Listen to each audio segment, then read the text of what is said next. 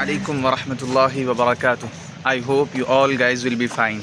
امید ہے آپ تمام لوگ بخیر و عافیت ہوں گے. ایک نئے ولاگ کے ساتھ، ولاگ یا آپ کہہ لیں تاثراتی ویڈیو، آپ کی خدمت میں دوبارہ حاضر ہیں. اس دفعہ مہاراشٹر کی سرزمین ضلع نندربار کے ایک چھوٹے سے قصبے عکل کنواں سے ہم آپ سے مخاطب ہیں.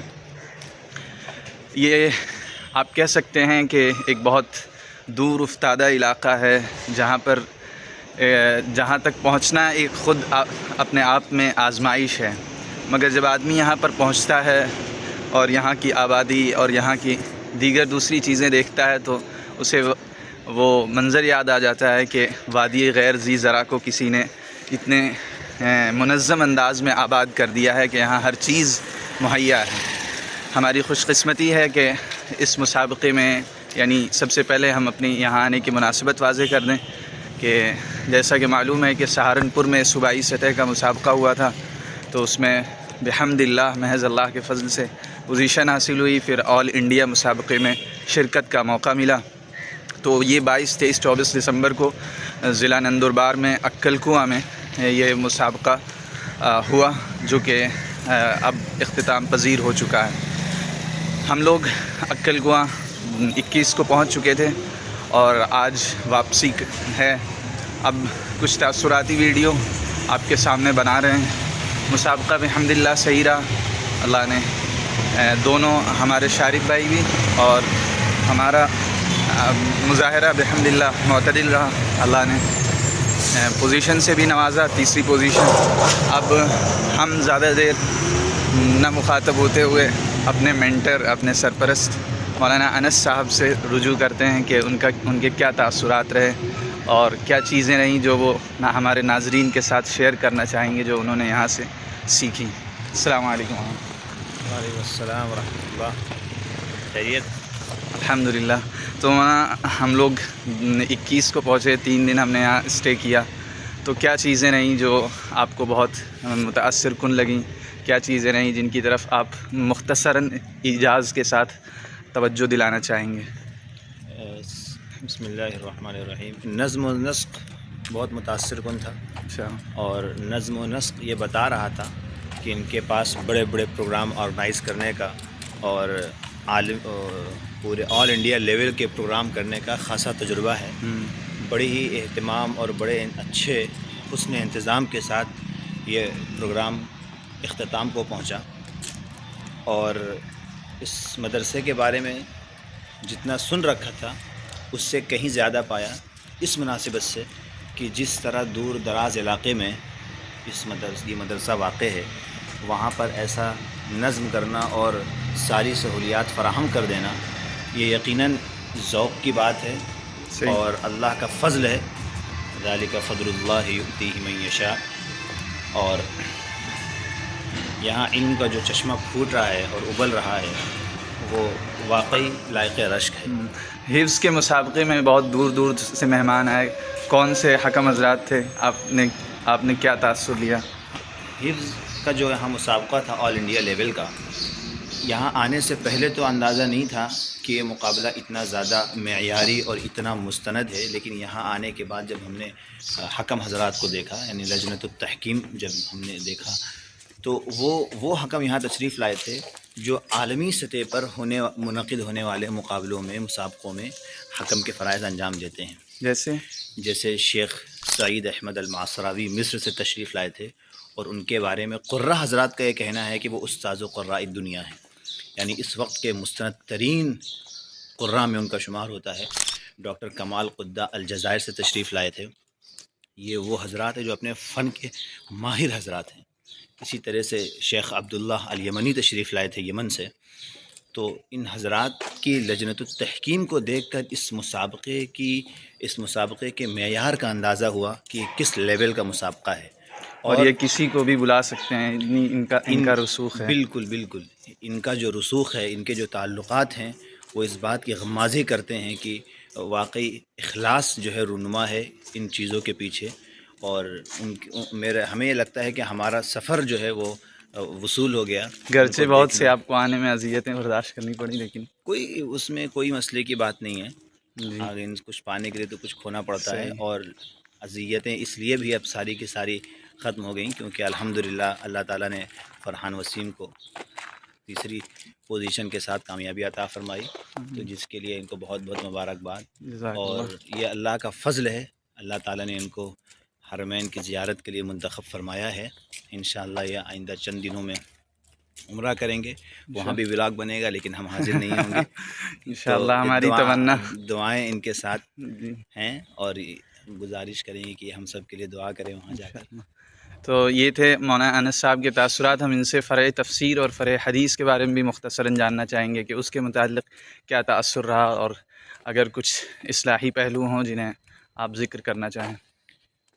فرع تفسیر اور فرع حدیث کے تعلق سے تجربہ بہت اچھا رہا، اور اس لیے بڑا اچھا تجربہ رہا کہ اس نوعیت کے مسابقے کم از کم ابھی منعقد نہیں ہوتے ہیں۔ یعنی انہوں نے تفسیر کے لیے ایک صورت منتخب کی، اس صورت پر خاصا مواد انہوں نے تیار کیا، ایک مذکرہ تیار کیا، وہ طلباء کو فراہم کیا۔ احادیث رسول کے سلسلے میں وہ احادیث جن کا اس وقت بہت زیادہ جو حدیثیں اس وقت ہمارے لیے معاون ثابت ہو سکتی ہیں، اشکالات کو، شکوک و شبہات کو دور کر سکتی ہیں فتن کے تعلق سے، وہ انہوں نے جمع کی، اور ان کو جمع کرنے کے بعد ان کے آپسی تضاد کو، ان کی لغوی تفصیل کو، صرفی تحلیل کو، ان تمام چیزوں کو ایک مذکرے میں پیش کیا۔ طلباء نے ان کو حفظ کیا اور یہاں آ کر پیش کیا۔ اصلاحی پہلو کی جہاں تک تعلق ہے تو ہم کیا اصلاح کر سکتے ہیں؟ البتہ یہ ہے، لوگوں کے چیزوں کو دیکھنے کا اپنا اپنا نظریہ ہوتا ہے۔